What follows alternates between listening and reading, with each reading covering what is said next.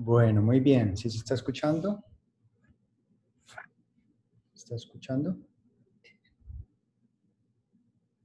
Bueno, muy bien. Sí, Pues muy se buenas oye noches. bien. Ya siendo las 8:05 de la noche, entonces vamos a empezar. Primero que todo, darle las gracias a todas las personas que nos han acompañado durante estas jornadas de revisiones de tema del Servicio de Ginecología y Obstetricia del Hospital Universitario Erasmo M2 en Cúcuta, Colombia. Hemos tenido la oportunidad de contar con grandes conferencistas, con personas pues muy especiales, invitados muy especiales, pero hoy contamos con el invitado más especial de todos, porque contamos con la doctora Adriana Marcela Páez Pérez, que además de sus grandes logros académicos, es mi esposa y madre de mi hijo. Entonces, hoy vamos a hablar de este tema de hemorragia uterina normal. Ya en varias ocasiones me he presentado ante ustedes, no lo voy a volver a hacer.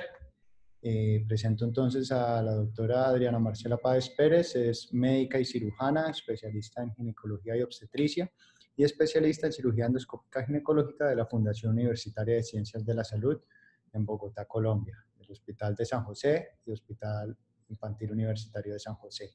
Actualmente se desempeña en la ciudad como ginecóloga en Clínica Machicado y en Liga contra el Cáncer en la seccional de Cúcuta. Y además de eso, lleva una actividad docente como facilitadora de los talleres de simulación quirúrgica en el Centro de Investigación y Desarrollo en Tecnología de Simulación Avanzada, el CITSA, es un laboratorio de la Universidad de Pamplona. Antes de iniciar con el tema, quiero recordarles que el jueves, es decir, pasado mañana, vamos a tener otra invitada muy especial, la doctora Paola Patricia Iglesias Fandiño, que nos va a hablar del enfoque terapéutico de los miomas uterinos. Entonces, vamos a empezar ya con la revisión. De nuevo, hacemos toda la revisión y al final damos un espacio de preguntas. Los interesados en hacer preguntas, por favor, levantar la mano. Entonces,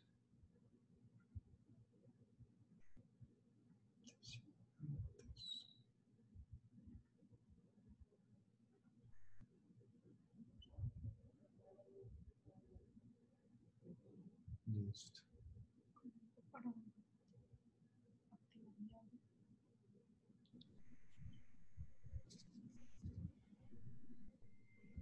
Y para compartir la pantalla.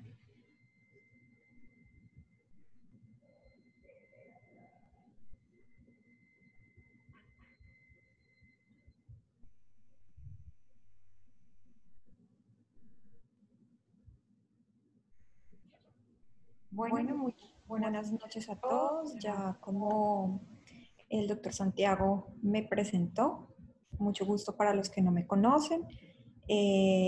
Soy Adriana Páez, especialista en ginecología obstetricia y en cirugía mínimamente invasiva y actualmente resido aquí en la ciudad de Cúcuta y estoy desempeñándome como ginecóloga en la clínica Machicado y en la Liga contra el Cáncer, acá en Cúcuta. Entonces, vamos a iniciar con el tema del día de hoy, que es hemorragia uterina normal, enfoque y manejo actual. Bueno, entonces vamos a comenzar. No tengo ningún conflicto de interés. El contenido para esta presentación es darle una breve reseña de lo que es el sangrado menstrual normal, las vías que contribuyen a la hemorragia uterina anormal, la definición de la HUA, cuál es el impacto clínico, social y económico que esta entidad puede abarcar en las mujeres, el diagnóstico, el tratamiento en su fase aguda y crónica y por último unas conclusiones. Entonces empezamos por el primer punto, el sangrado menstrual normal. Entonces comenzamos por recordando el ciclo ovárico, el ciclo de la menstruación que tiene que ver o relacionarse con tanto con el sistema hipófisis, ovario y por supuesto en el endometrio y que la relación entre estos tres ejes pues va a determinar el ciclo, un ciclo normal o anormal. Ya tuvimos la oportunidad de haber escuchado la presentación del doctor Pascuas en días pasados acerca del ciclo menstrual, entonces pues no me voy a detener como a explicar cada uno de lo que pasa en cada fase, sino simplemente en lo que nos concierne en esta charla de hoy, que es en este periodo de la menstruación. Entonces recordar que de igual manera durante cada fase del ciclo el endometrio va a estar influido por las hormonas ováricas y que estas hormonas pues van a producir unos cambios a nivel endometrial, lo que va a llevar a la descamación final en el ciclo de la menstruación. Estas hormonas pues van a hacer que esta capa funcional del endometrio sufra unos cambios a nivel proliferativo de la secreción y de la degeneración. Básicamente a final del ciclo, cuando los esteroides, que son los estrógenos y los progestágenos, caen, pues van a generar o van a facilitar que esa capa funcional pues se descame y se produzca la menstruación. Y a nivel ovárico pues sería correspondiente a la degeneración del cuerpo lúteo. Entonces, bueno, aquí lo que habíamos dicho, el estrógeno va a aumentar, va a ser el que va a aumentar la capacidad de respuesta del endometrio a todas las hormonas esteroides ováricas y lo que va a hacer es que esos estrógenos van a aumentarse en los receptores de los estrógenos, de los progestágenos y de los andrógenos a nivel endometrial, y eso lo que va a hacer es que va a generar una proliferación celular, una reconstrucción y un aumento del espesor de la capa funcional del endometrio, y este mecanismo es lo que va a hacer que durante la fase secretora las arteriolas espirales dentro del estrato funcional crezca y adquiera el músculo y las arterias espirales se identifiquen fácilmente en su histología. Todo esto va a ser facilitado a nivel del receptor de estrógenos en el endometrio. Cuando hay estímulo de la progesterona a nivel endometrial, entonces va a hacer que haya una disminución de la expresión de los receptores anteriormente nombrados, y esto lo que va a hacer es que va a contrarrestar la actividad mitótica y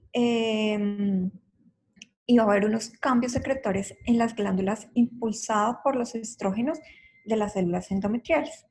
Esto va a generar una predesidualización del estroma endometrial que va a preparar el endometrio para la implantación del embrión. Pero cuando no hay una implantación del embrión es cuando caen esos niveles de progesterona, hay una degeneración del cuerpo lúteo y por ende pues hay una descamación de ese estrato funcional y se va a eliminar pues como un desencadenante para el inicio del sangrado menstrual. Entonces, ¿qué va a suceder? Va a haber una contracción del estroma, va a haber una vasoconstricción arterial espiral y esto va a ser en respuesta a una hipoxia relativa que hay en la capa funcional, lo que va a llevar a unos cambios inflamatorios agudos con aumento de los leucocitos y de células inmunes, y esto va a desencadenar una cascada inflamatoria que va en aumento de citoquinas proinflamatorias como el factor de necrosis tumoral alfa, las prostaglandinas, especialmente la F2 alfa, y un aumento de las enzimas como las metaloproteinasas en el estrato funcional. Todo esto va a ocasionar el desprendimiento del estrato funcional antiguo, entre comillas, y esto va a durar entre 1 a 2 días. Pero ¿por qué razón entonces en algunas pacientes dura hasta 5 o 7 días, que es lo que hablamos o estaríamos entre la normalidad, como ya más adelante vamos a ver? Esto se da porque el sangrado pues no se detiene ahí fácil, ahí en ese mismo instante que se acaba de desprender ese estrato funcional antiguo. Se tienen que desencadenar otros factores asociados para desarrollar la vasoconstricción y esa regeneración del estrato funcional, y eso demora unos días más. Entonces, hablábamos que esa hemostasia se va a, pues, se va a generar por unos mecanismos. Esos mecanismos son estos que vemos acá. Uno es la agregación plaquetaria, otro es el aumento del depósito de fibrina, otro son la formación de trombos a nivel de la microvasculatura de la membrana basal. Otro que está en estudio y que nos ayudaría también a entender un poco del mecanismo de hemostasia son las contracciones a nivel subendometrial, y la otra es la neoangiogénesis, dado por el aumento del factor de crecimiento endotelial vascular. Entonces, como segundo ítem, ¿cuáles son esas vías que contribuyen a la HUA, teniendo en cuenta pues todo el proceso de normalidad de la menstruación? Entonces, se dice que durante la fase secretora del ciclo, la progesterona va a estimular la expresión de los factores procoagulantes, que son el factor inhibidor del activador de plasminógeno 1 y el factor tisular. Estos factores procoagulantes van a disminuir con la abstinencia de la progesterona, lo que va a llevar a un aumento de del factor inhibidor del activador del plasminógeno, y va a haber una reducción va a haber un aumento del factor tisular y una reducción del factor activador plasminógeno 1. Esto lo que va a llevar es un aumento de la colagenasa y de la actividad fibrinolítica. Entonces, a nivel del estroma endometrial, lo que vamos a encontrar es que esto va a haber un aumento de las citoquinas, de las enzimas metaloproteínas, especialmente la 2 y la 9, va a haber un aumento en el influjo de leucocitos, va a haber un aumento en los COX-2, que es la cascada inflamatoria, y especialmente la prostaglandina E2. Este sistema fibrinolítico que está en la base de la pirámide es tal vez el que da la mayor importancia para una vía que contribuye al desarrollo de la HUA. Esto es porque el activador del plasminógeno y su inhibidor lo que va a dar es que va a aumentar la actividad de ese plasminógeno tisular y de la actividad del plasminógeno de la uroquinasa, lo que va a facilitar que haya una lisis de coágulo, que no haya una remodelación tisular local y que se produzca mayor angiogénesis a nivel endometrial. Esto va a perpetuar que se eleve el factor activador del plasminógeno tisular y de uroquinasa, y esto lo que va a llevar es que se degrade la fibrina, que va a analizar finalmente el coágulo a nivel intravascular. Básicamente, ese es la vía que contribuye a nivel endometrial la HUA. Vamos a ver más adelante que van a haber otros factores que van a desencadenar la HUA, y vamos a entrar en la definición. Entonces, la definición, esto cambió más o menos empezó a cambiar más o menos a partir del 2007, 2009, que fue cuando empezó a desarrollarse el estudio propuesto por la FIGO de la Palm Cohen para tratar de unificar todos los términos que se exponían alrededor de esta entidad.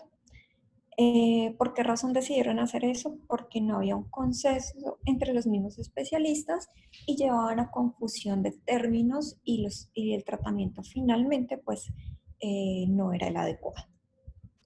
Entonces todos los términos que vemos aquí alrededor fueron abolidos para hablar de una sola entidad que fue la hemorragia uterina anormal.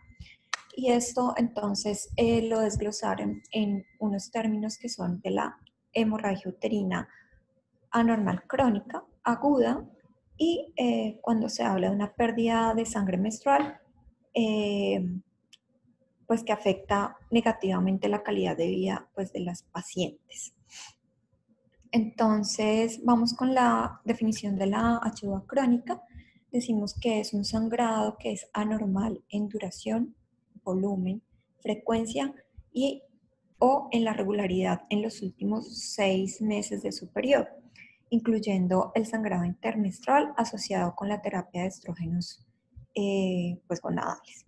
Y la hemorragia uterina anormal aguda se va a referir al episodio de sangrado que es abundante, que es suficiente para requerir una intervención inmediata para prevenir una mayor pérdida de sangre. Entonces, la FIGO desarrolló dos sistemas inicialmente para definir, uno, la nomenclatura que se debe utilizar para describir ese sangrado uterino anormal, y dos, para tratar de determinar cuáles son las causas potenciales de esa HUA. Entonces, por ahora, nos vamos a referir al sistema 1, que entonces, como ya lo habíamos dicho, esto se refiere al HUA crónica, donde vamos a tener en cuenta la frecuencia, la duración, la regularidad y el volumen de flujo. Entonces, se habla que la frecuencia es ausente o amenorrea, pues cuando hay ausencia del periodo menstrual como tal, que va a ser frecuente cuando es menos de 24 días, que es normal entre 24 a 38 días, que es infrecuente cuando es mayor de 38 días.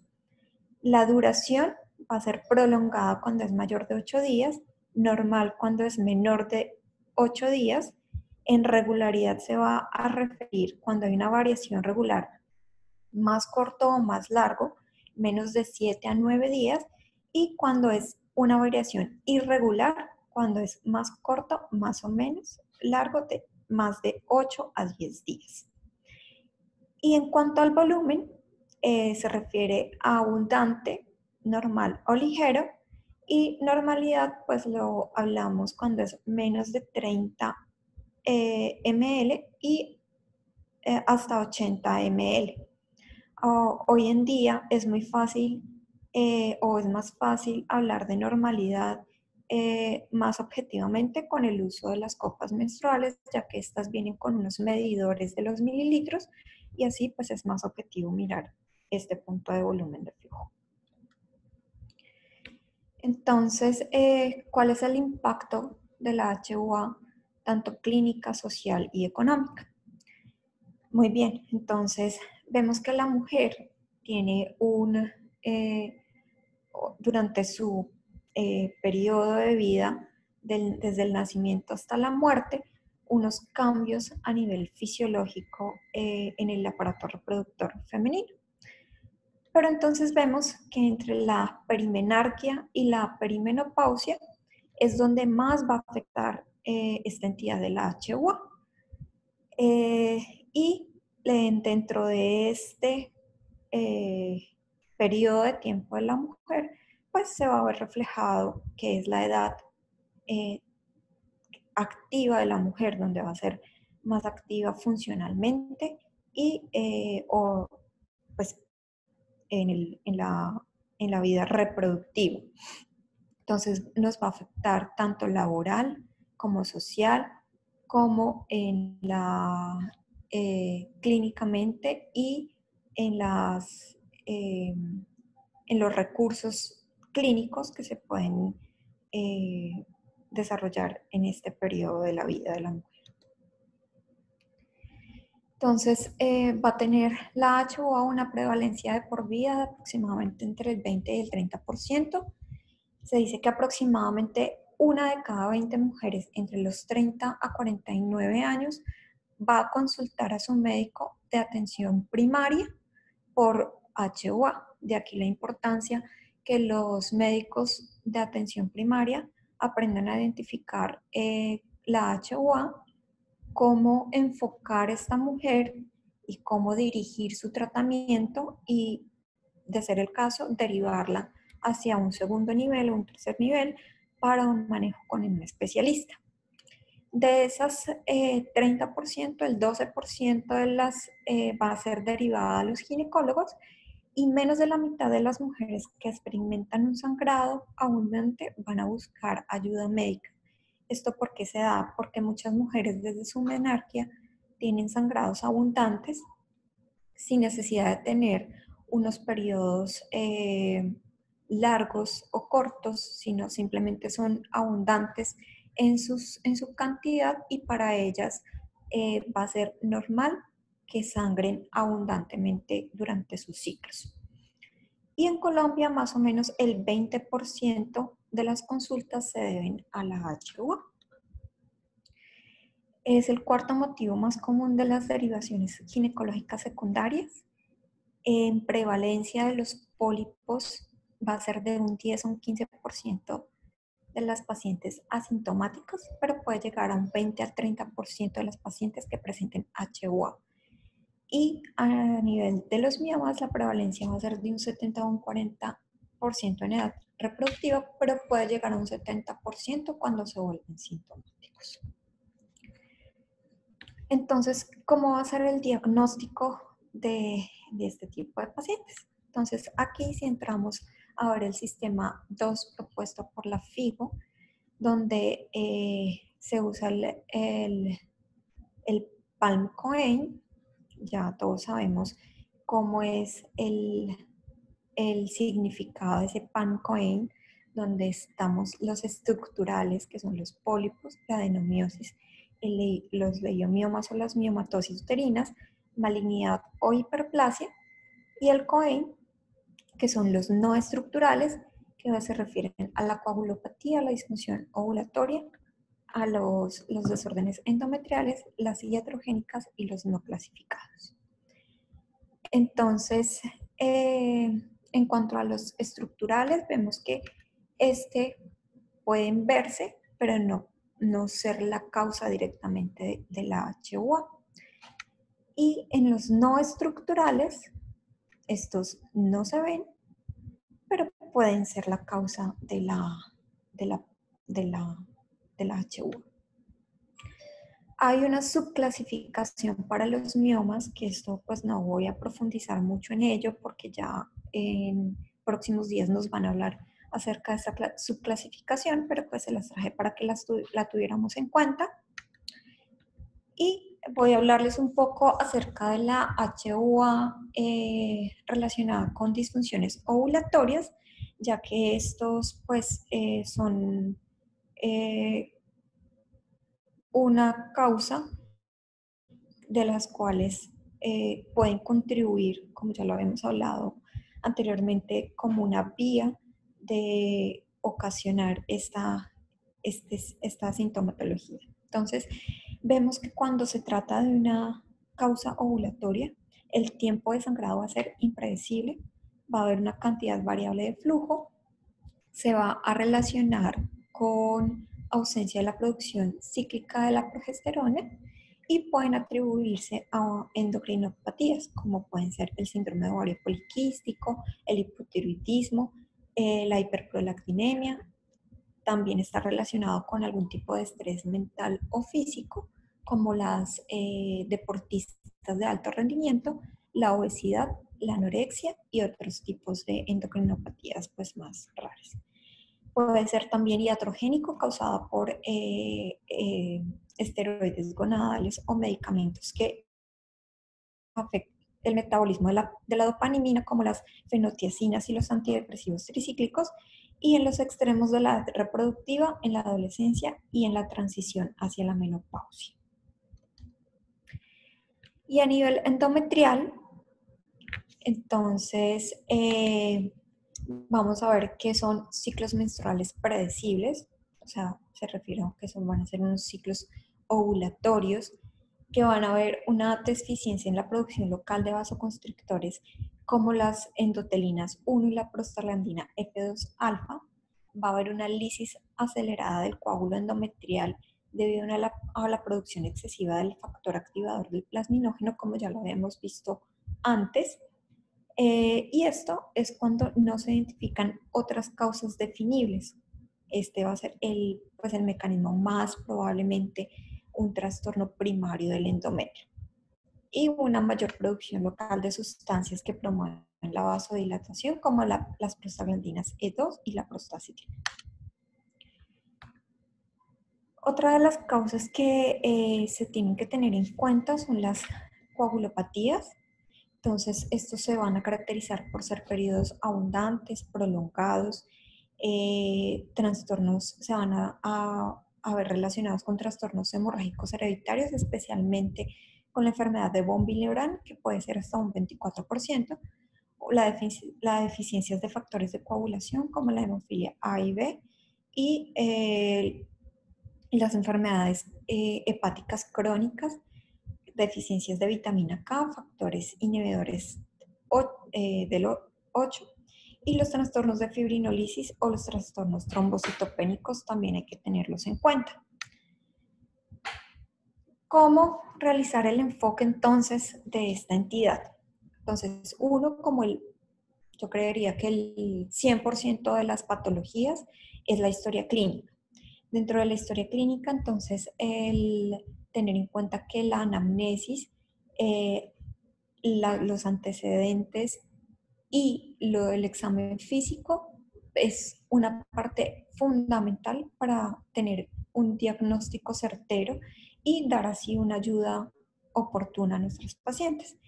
Y de ahí las ayudas diagnósticas pues nos van a orientar acerca de la sospecha clínica que nosotros tengamos ya después de haber armado una adecuada historia clínica con un examen físico adecuado.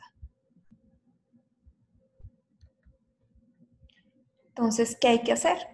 Una vez teniendo en cuenta el historial pues, clínico, el examen físico, las guías NICE, y esto se ve aquí respaldado por JAMA en el 2019, se dice que antes de ofrecer algún tipo de imagen como la ecografía o como la histerosonografía incluso, en pacientes que se sospechen que tengan algún tipo de alteración morfológico endometrial, hay que ofrecer tempranamente una histeroscopia.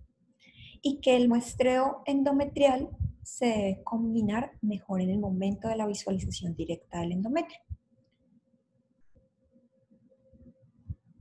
Entonces, ¿cuándo ofrecemos una ecografía pélvica? Cuando durante el examen físico el útero sea palpable a nivel del abdomen, cuando haya una historia o el examen físico sugiere una masa pélvica, o cuando el examen no sea concluyente, sea un examen difícil por la morfología de las pacientes, por el índice de masa corporal, que sean pacientes obesas y no sea fácilmente palpable el útero. Entonces allí es donde recomiendan las guías NICE ofrecer una ecografía pélvica. Y entonces, ¿qué le ofrecemos a la paciente en una primera consulta? El tratamiento empírico debe ser entonces lo ideal, como ofrecer los anticonceptivos orales combinados, progesterona oral cíclica, el DIU con liberación de levonorgestrel, AINES o ácido tranexámico según sea la paciente. No a todas las pacientes, recordemos que son candidatas para manejos hormonales, como los anticonceptivos orales combinados, que más adelante vamos a hablar de cada uno de ellos. Sin embargo, pues se dice que iniciando el tratamiento empírico con cualquier tipo de estos medicamentos, se puede llegar a reducir la pérdida total de sangre menstrual en un 50%. Son medicamentos que la mayoría de ellos son seguros, van a ser económicos y bien tolerados por las pacientes. Entonces, ¿cuándo vamos a enviar una biopsia endometrial? Entonces, ACOG nos dice que en pacientes mayores de 45 años, como prueba de evaluación inicial, son pacientes candidatas. En pacientes menores de 45 años, si existe algún riesgo adicional, como la exposición a los estrógenos sin oposición, la obesidad y cuando haya algún tipo de ciclos anovulatorios, como en el síndrome de ovario poliquístico, y cuando hay un tratamiento médico fallido. En el 2018, entonces, NICE apoya lo que dijo ACOG en el 2013 y esto adicional, entonces, dice que la biopsia de endometrio se debe hacer en el momento de la histeroscopia para las mujeres que tengan un alto riesgo de patología endometrial y que no se debe ofrecer una biopsia endometrial a ciegas. Entonces, una vez teniendo en cuenta este enfoque y este diagnóstico, vamos a ver qué tratamiento le vamos a ofrecer a estas pacientes en nuestra primera visita, sobre todo los médicos de primer contacto. Entonces, para el manejo de la HUA aguda, entonces desde el 2009 la FDA aprobó el Premarin, los estrógenos conjugados los estrógenos equinos, que es el Premarin, de uso intravenoso, 25 miligramos cada 4 a 6 horas, solamente por 24 horas, adicionarlos con antieméticos, y de allí se deben, después del tratamiento con el Premarin, iniciar los anticonceptivos orales que contengan pues estrógenos y progestágenos, preferiblemente continuarlos 7 días más, continuarlos por 3 semanas posteriores al tratamiento con esta Premarin. Para las mujeres que tengan problemas cardiovasculares y que estén contraindicados, el Premarin se debe entonces iniciar el manejo de ataque con anticonceptivos orales monofásicos que contengan estrógenos de 35 miligramos administrados 3 veces al día durante los 7 primeros días y luego una tableta diaria a partir de ese momento por 3 semanas más. También otra opción es el acetato de medroxiprogesterona, 20 miligramos 3 veces al día durante los 7 días y luego 20 miligramos al día por las próximas 3 semanas. Otra opción de tratamiento durante la HUA aguda es el ácido tranexámico, 10 miligramos por kilogramo intravenoso, con un máximo de 600 miligramos por dosis o 1.3 gramos por vía oral 3 veces al día durante 5 días. Se debe acompañar de un taponamiento intrauterino con un catéter de Foley de 26 Fahrenheit infundido con 30 mililitros de líquido y dejarlo por unas 6 horas aproximadamente y luego retirarlo y ver cómo pues la respuesta a este. Y otro es ofrecer el implante subdérmico. Cuando se ofrece el implante subdérmico, muchas de las pacientes pueden presentar una HUA aguda y entonces en este caso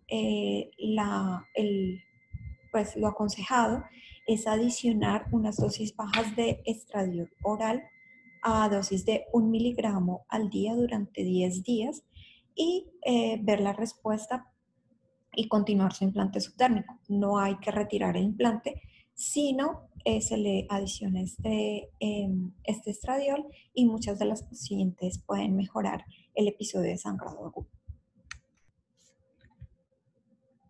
Entonces, como les había dicho, el tratamiento pues, para la HUA crónica se debe procurar que sea un tratamiento empírico cuando hayan pacientes de bajo riesgo, cuando se tenga una adecuada anamnesis, un adecuado historial clínico y se tenga claro cuál es el tratamiento que se le puede ofrecer a estas pacientes.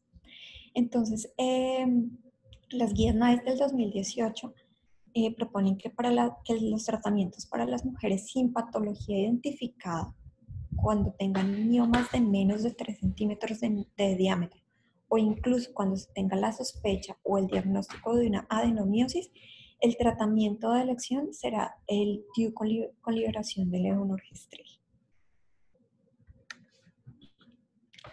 Si hay alguna contraindicación para la colocación del DIU con levonorgestrel, las opciones terapéuticas entonces se verían a las no hormonales con ácido tranexámico, con AINES y los hormonales con anticonceptivos orales combinados o con progestágenos orales cíclicos. Cuando entonces nos vemos enfrentados a miomas mayores de 3 centímetros, pues sin lugar a duda hay que remitir a una atención especializada para que ya el ginecólogo pues decida cuáles van a ser las mejores opciones terapéuticas para esos miomas. Ya en 2 días nos hablarán acerca de estas opciones terapéuticas para las miomatosis uterinas con HUA. Entonces, ahora sí vamos a hablar acerca de cada una de las opciones terapéuticas para inicio empírico o en la visita de primer contacto. Entonces, los anticonceptivos orales combinados se dice que van a reducir la pérdida sanguínea más o menos entre un 32 a un 69% en los primeros 3 meses, pero eso puede aumentar hasta un 68 o un 80% hacia el primer año de manejo con los anticonceptivos orales. Esto lo que va a mejorar también va a ser el intervalo del ciclo, que va a ser un ciclo constante, lo va a ayudar a regularizar, va a tener esta combinación de anticonceptivos orales. No todas las combinaciones están aprobadas por la FDA y en el 2012 la federación aprobó como el valerato de estradiol más Dianogest como el principal anticonceptivo oral para el manejo de la HUA crónica como primera línea de tratamiento. ¿Cuáles van a ser las contraindicaciones para los anticonceptivos orales combinados? Entonces son mujeres mayores de 35 años que fumen, hipertensas, que tengan algún tipo de enfermedad cardiovascular, que tengan migraña con aura, que hayan tenido algún antecedente de mama, que tengan algún antecedente de tromboembolismo venoso. En cuanto al manejo con las progestinas, entonces está indicado para el manejo de la HUA ovulatorios principalmente. Va a ser usado o está indicado para las pacientes que tengan algún tipo de contraindicación de manejo con estrógenos.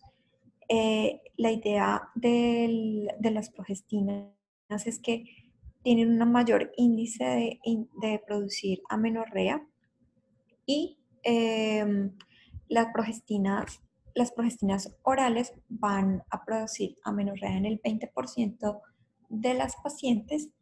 Entre ellas, las más usadas son la medroxiprogesterona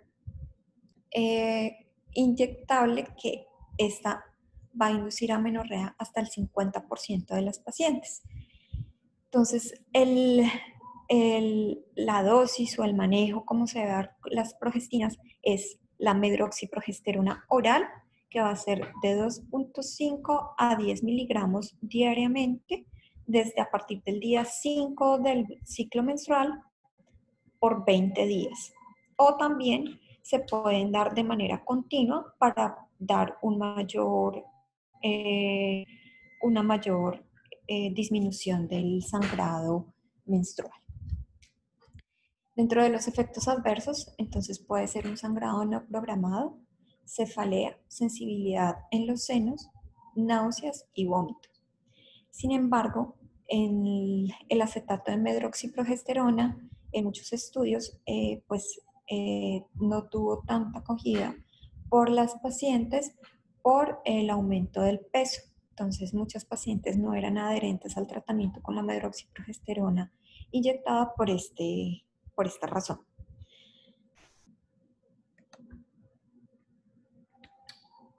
El sistema de intrauterino que libera levonorgestrel, entonces el que inicialmente fue aprobado por la FDA es el Mirena en el 2009.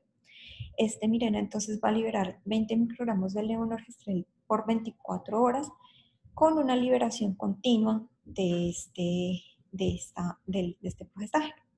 La ventaja es que dura 5 años.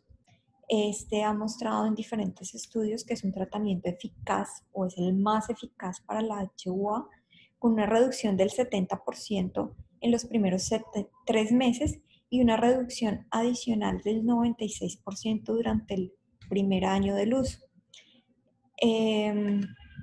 La tasa de adherencia durante el primer año del tratamiento fue hasta de un 79%, que es una adherencia considerablemente alta, y apenas el 7% presentaron la expulsión espontánea del dispositivo.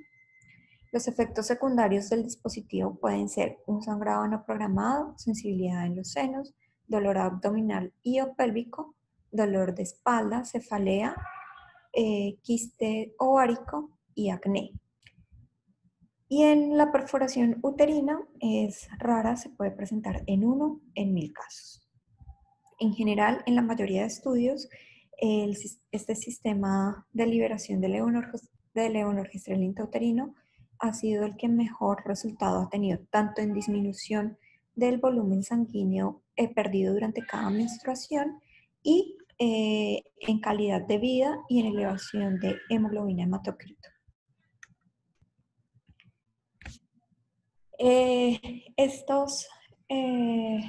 Estos medicamentos que siguen a continuación ya no son la primera línea como manejo de HUA, sin embargo, pues se los traigo para recordar los que existen y que pues en algún momento sí nos pueden ayudar para el manejo de la HUA como manejo inicial.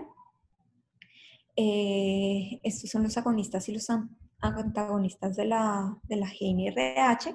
Los antagonistas, entonces, recordar que son los decapéptidos sintéticos que se van a unir a los receptores de la GNRH y que van a producir una disminución en la secreción hipofisiaria de FSH y de LH, y que estos pueden reducir el sangrado menstrual abundante asociado a los mismos uterinos. Los agonistas de la GNRH son aprobados únicamente para el manejo como manejo de HUA asociado a miomatosis uterina y que va a ser usado previo a una intervención quirúrgica. También va a ser manejado para el tratamiento de la endometriosis, y eso lo que va a hacer es que va a ser una atrofia endometrial que se puede producir de 3 a 4 semanas siguientes al inicio del tratamiento. Y esto va a generar una tasa de amenorrea hasta del 90%. Los efectos secundarios entonces van a ser los síntomas vasomotores, atrofia vaginal, depresión, pérdida ósea. Por eso, cuando se inicia este tratamiento o se manejan pacientes durante mucho tiempo con este tipo de medicamentos, se recomienda una adición de terapia con estrógenos y o progestágenos. Por esta razón, por estos efectos secundarios, es que pues no está incluido dentro del manejo de primera línea o para que el manejo con el médico de primer contacto inicie en el tratamiento de la HUA. El ácido tranexámico, entonces este es un antifibrinolytíco que va a reducir la pérdida sanguínea administrado solamente durante el periodo de la menstruación. Entonces lo que va a hacer es que va a disminuir la cantidad del factor activador de plasminógeno del tejido endometrial y este va a bloquear el sitio de unión de la lisina en el plasminógeno, evitando su interacción de los residuos de lisina en la fibrina, lo que va a contribuir a disminuir pues, la lisis del coágulo. El manejo entonces va a ser de 1 gramo por vía oral, de 3 a 4 veces al día durante los días del sangrado abundante. Esto se ha visto que ha reducido el sangrado entre un 34 a un 56% durante los 2 ciclos de manejo. Y si esto no ha ocurrido, o sea, si la disminución del volumen sanguíneo perdido durante la menstruación no se reduce durante estos 2 ciclos de manejo, no debe continuarse el manejo y debe escalonarse a otro manejo pues ya hormonal. Los efectos secundarios van a ser síntomas gastrointestinales como gastritis o diarrea y pueden generar dolor de cabeza, náuseas y vómito. Y obviamente pues va a estar contraindicado en pacientes que tengan algún evento o que hayan tenido algún evento tromboembólico. Los fármacos antiinflamatorios no esteroideos, estos también pueden ayudar a reducir el daño tisular en el momento de la menstruación, por eso también están indicados de usarse solamente en el momento o en los días del periodo menstrual y puede ayudar a reducir ese sangrado entre un 10 a un 51% con un efecto persistente de hasta 15 meses. Van a estar contraindicados en mujeres con trastornos o anomalías de la función plaquetaria y no están indicados tampoco en pacientes que requieran un manejo prolongado.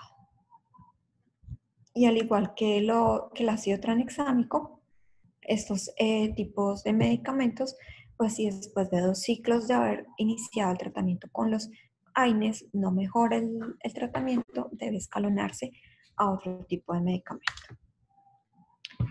El danazol, al igual que los análogos y antagonistas de la GnRH, pues tampoco es un medicamento que se use como en la atención de primera instancia. Sin embargo, pues también se ha visto que va a reducir el sangrado en un 80% a nivel oral. Cuando se administra vaginalmente a dosis bajas, va a reducir significativamente también el sangrado en un 10 a 50% y que va a ayudar a aumentar el hematocrito y la hemoglobina después de 6 meses del uso con unos efectos adversos mínimos. El danazol va a ser más eficaz que los progestágenos, los AINES o los mismos anticonceptivos orales. Sin embargo, los efectos androgénicos como los sofocos, las mialgias, el aumento del peso, el acné, se pueden presentar en el 85% de las pacientes y solamente está indicado para un manejo mínimo como de 6 meses. Los moduladores del receptor de la progesterona van a alterar la configuración del receptor de progesterona y van a producir morfológicos a nivel endometrial. El acetato de ulipristal a dosis de 5 a 10 miligramos día en el 90% de las pacientes van a tener mejoría del sangrado y amenorrea inducida en el 70% de las mujeres. Sin embargo, el acetato de ulipristal hasta el momento ha sido solamente pues, autorizado por la FDA para manejo de HUA asociado a miomatosis uterina. Y la mifepristona 10 miligramos al día va a reducir el sangrado en un 95% y amenorrea en el 84% de las mujeres. Sin embargo, este manejo con la mifepristona aún no ha sido aprobada por la FDA para el manejo de la HU. Y el tratamiento quirúrgico, pues esto también pues confinado al manejo de del cuando ya se va a derivar al especialista. Se los traje únicamente para que los conociéramos, que existen diferentes tipos de tratamientos quirúrgicos que se pueden ofrecer a las pacientes con HUA. Uno es la ablación endometrial, que es una muy buena opción. La otra es la embolización de las arterias uterinas, la miomectomía, cuando esté indicada la histerectomía, la oclusión bilateral de las arterias uterinas, ya sea por vía laparoscópica o laparotómica, y la ablación por radiofrecuencia guiada por ecografía. Entonces, este es un cuadrito que les traigo que nos va a guiar por edades, por grupo de edades, cuál es el tipo de tratamiento que o cómo se debe iniciar según el tipo de edades, el tratamiento empírico, cuando se sospeche la HUA por un trastorno ovulatorio. Entonces aquí se los traigo para que el que le quiera tomar fotico, teniendo en cuenta también el grupo de edades, las posibles causas, se pueda iniciar el tratamiento. Y ya para final, entonces algunas conclusiones.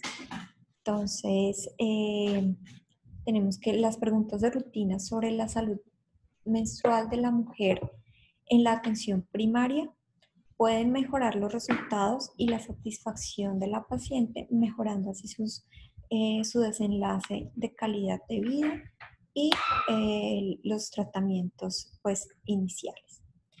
Guías NICE del 2018 sugieren a los médicos considerar la derivación al ginecólogo únicamente si los miomas miden al menos 3 centímetros o más, ya que el tratamiento pues por esta patología puede llegar a ser necesario. Y Koch nos dice que el tratamiento médico es la primera línea de la HUA, dejando a un lado el tratamiento quirúrgico y siempre tratando de preservar el útero. Tanto la Koch como las guías NICE desaconsejan la dilatación y el legrado para diagnóstico o para control de la HUA. NICE y la guía práctica del Reino Unido van a preferir la evaluación con histeroscopia cuando exista algún tipo de preocupación por patología intrauterina, y la preservación uterina debe ser un pilar del tratamiento en la mayoría de las pacientes. Esto es todo, entonces les agradezco por su atención, por haberse conectado el día de hoy. Si tenemos algún tipo de preguntas, alguna inquietud, duda, con mucho gusto pues las trataremos de resolver. Bueno, pues muy bien. Entonces, las preguntas les agradezco que vayan levantando las manos y las vamos haciendo, o si prefieren hacerlo a través del chat, también es otra opción. Aló. Papá tiene una pregunta. A ver, primero que todo, pues, doctora Adriana, muchas felicitaciones, una charla muy completa, una revisión muy buena, y me nace una duda que es el producto, pues, de lo que siempre hemos hecho ante una paciente que esté en la perimenopausia o menopausia con un sangrado uterino anormal, y que obviamente, pues, la primera inquietud es descartar patología tumoral. Entonces, tradicionalmente siempre hemos intervenido a estas pacientes con una biopsia endometrio o un legrado. En la actualidad, ¿esa conducta es la adecuada o debemos más bien hacer una histeroscopia y con la histeroscopia tomar una biopsia dirigida? ¿Cuál es su concepto, doctora Adriana. Bueno, Jaime, muchísimas gracias por la pregunta, muchas gracias por estar aquí con nosotros compartiendo este espacio. Pues bueno, como les comentaba durante la presentación, ACOG y las guías NICE desaconsejan que la biopsia endometrial sea a ciegas y como método diagnóstico. Sin embargo, para las pacientes perimenopáusicas o mayores de 45 años, ACOG sí acoge la histeroscopia con biopsia endometrial para aquellas pacientes con HUA.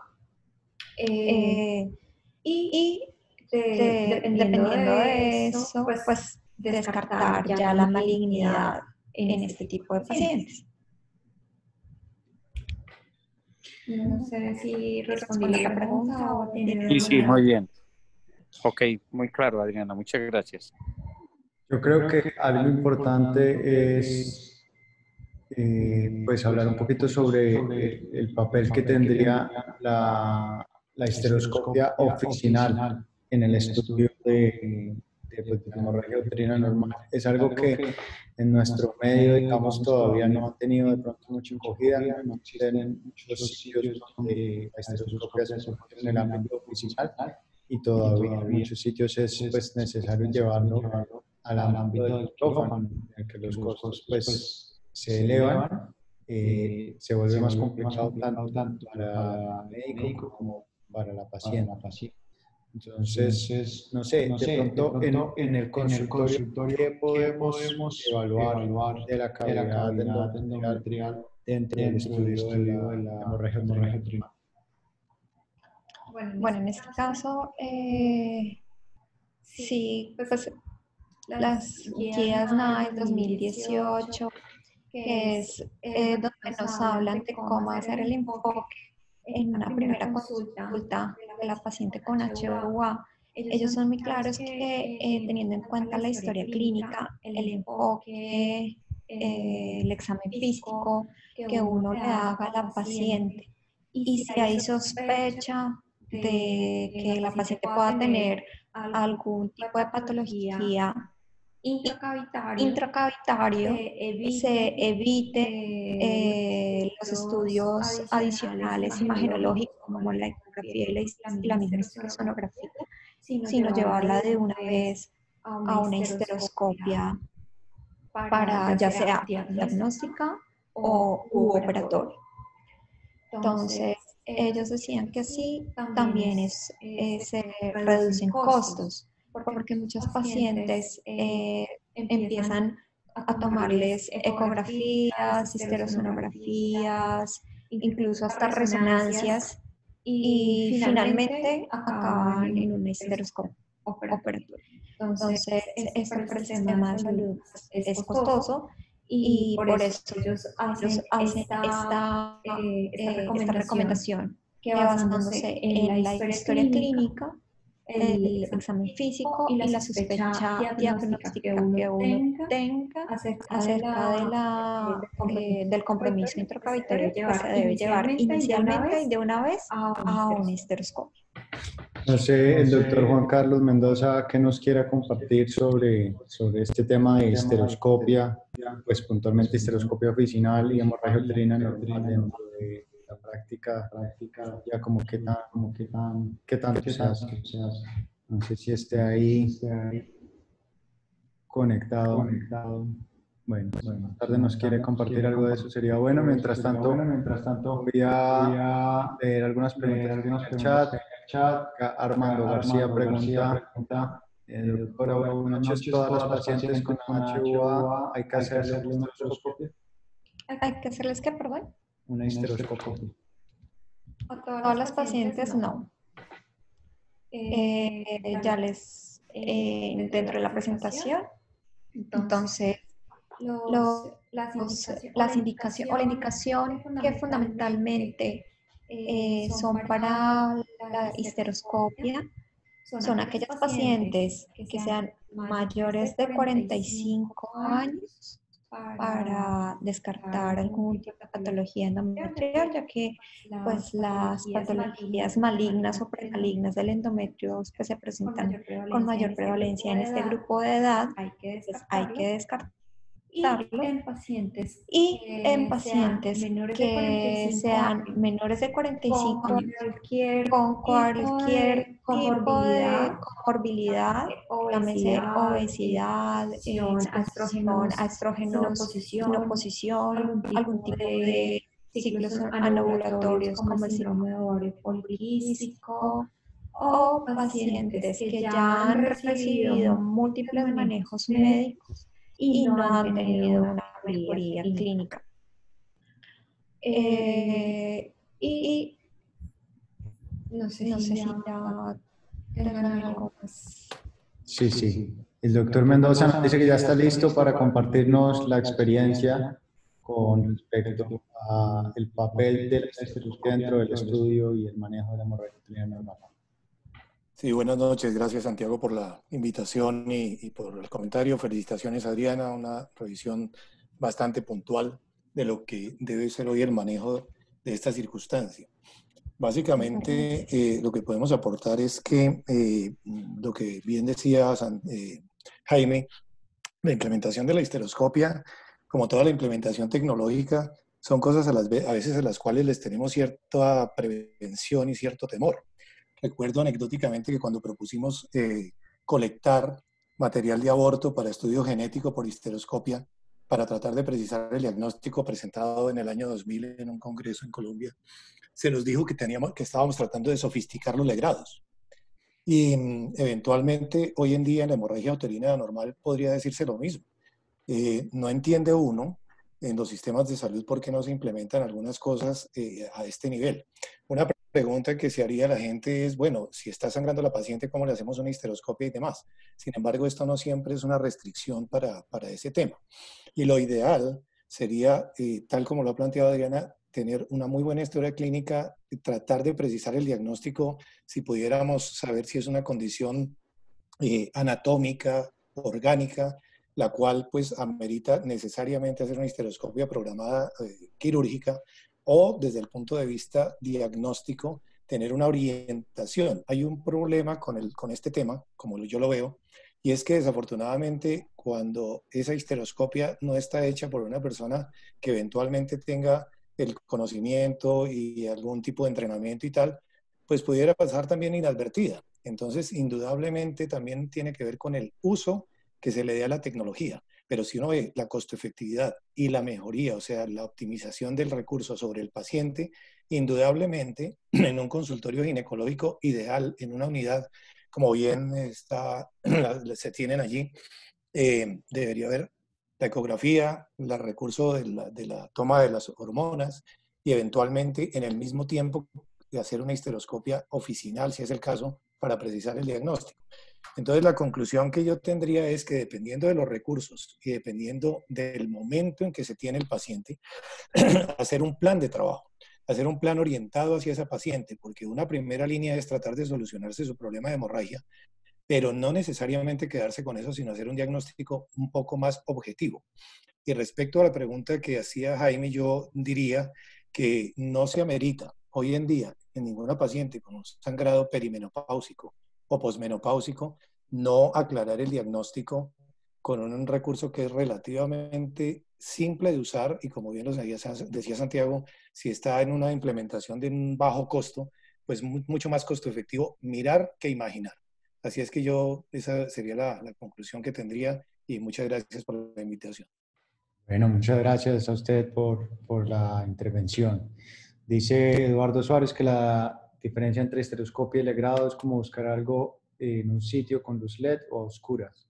Y Leopoldo Barbosa nos pregunta, paciente joven con HUA crónica en la cual iniciamos tratamiento con anticonceptivos orales, ¿cuánto tiempo debemos esperar para que estos hagan efecto sobre el ciclo menstrual y poder tener una regulación de este sangrado? Bueno, buenas noches. Muchas gracias por la pregunta. Bueno, la mayoría de los estudios con anticonceptivos orales se ha visto que la mejoría volumen de pérdida sanguínea por menstruación se empieza a ver en los primeros 3 meses de tratamiento y que esto puede mejorar el rendimiento hacia el primer año de tratamiento.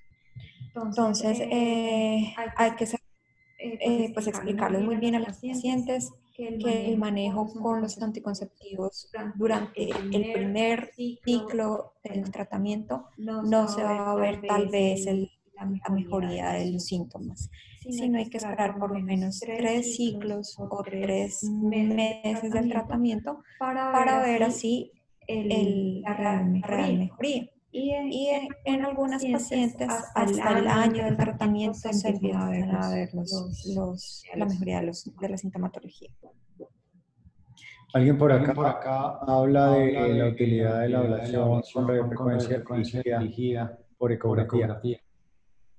Eso es, pues, es una tecnología que se está tratando de implementar dentro de la dosis uterina. No sé si quieras aportar algo con respecto a eso. Sí, no, ahorita no es una medida ideal para el tratamiento de HUA, pero lo que había dicho Santiago ahorita, que es una tecnología que no se usa de primera línea. Bueno, el doctor Díaz Támara dice: felicitaciones, Adri, sensibilidad y especificidad de la endometrial versus la histeroscopia. ¿Perdón? Sensibilidad y especificidad de la biopsia endometrial versus la histeroscopia. Bueno, la biopsia endometrial tiene una sensibilidad del más o menos el 60% y de la histeroscopia más o menos un 79 con una especificidad del 90-95% aproximadamente. Se dice que la biopsia ciegas no es indicada porque puede que más del 50% de las lesiones malignas no sean diagnosticadas durante este procedimiento. Realmente cuando uno hace el ejercicio de hacer un legrado ginecológico con una legra de Novak, por ejemplo, muy completo, que trata de hacer el legrado pasando la cureta de Novak sobre todas las caras de la cavidad endometrial, y después de eso introduce el histeroscopio y mira lo que alcanzó a hacer con la cureta de Novak. Realmente es poco. En alguna ocasión hicimos ese ejercicio, no recuerdo porque eso fue durante la residencia, que se hizo el legrado primero y después se hizo la histeroscopia, y uno ve que realmente es poco las zonas que la cureta de Novak alcanza a tomar de la cavidad endometrial. Entonces muchas veces uno cree que está una biopsia, recolección de toda la cavidad endometrial, pero realmente quedan unos surcos, o más bien quedan unos surcos y un espacio muy grande entre los surcos, pues una muestra del endometrio. Santiago. Sí.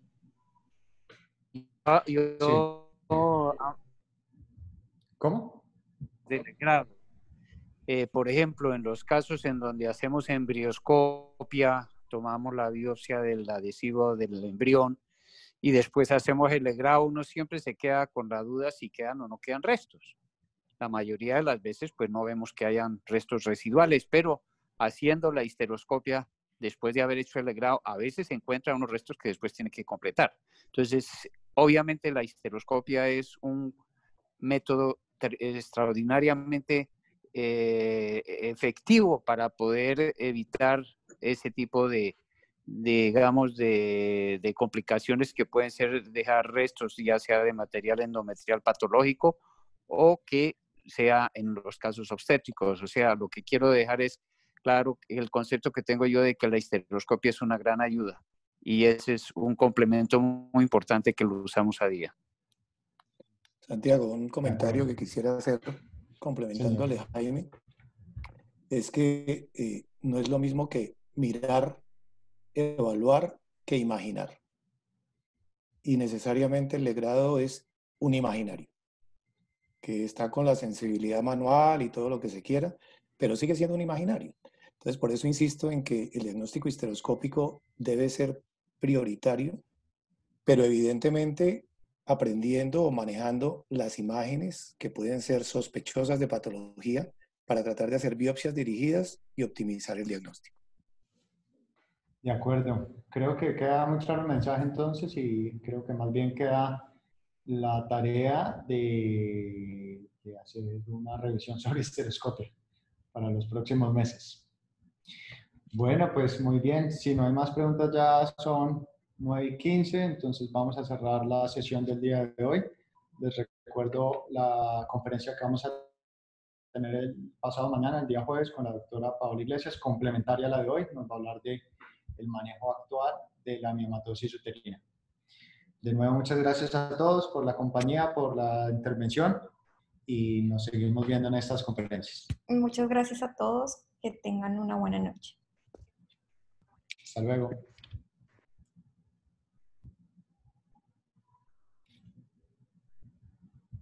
Bueno.